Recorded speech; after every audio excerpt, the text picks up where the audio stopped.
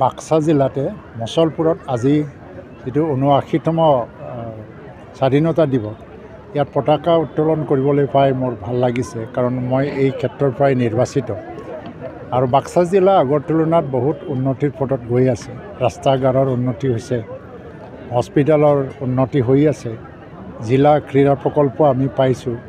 আৰু অহাকালিলৈ আমি কোকৰাবাৰী যেটো মডেল হস্পিটেল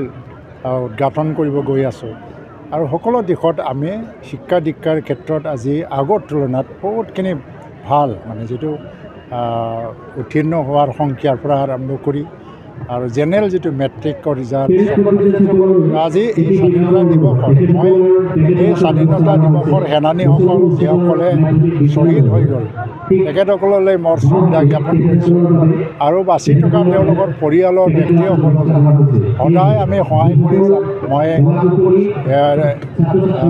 তেখেতসকলৰ মানে মংগলৰ কাৰণে কামনা কৰিছোঁ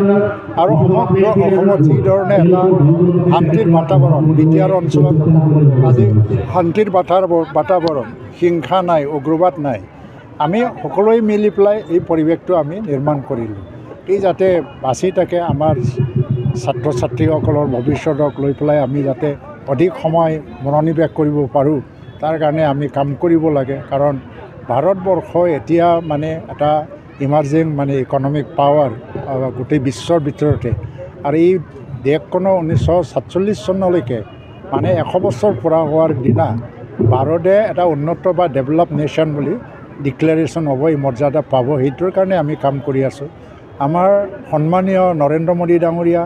আৰু অসমত ডক্টৰ হিমন্ত বিশ্ব শৰ্মা ডাঙৰীয়া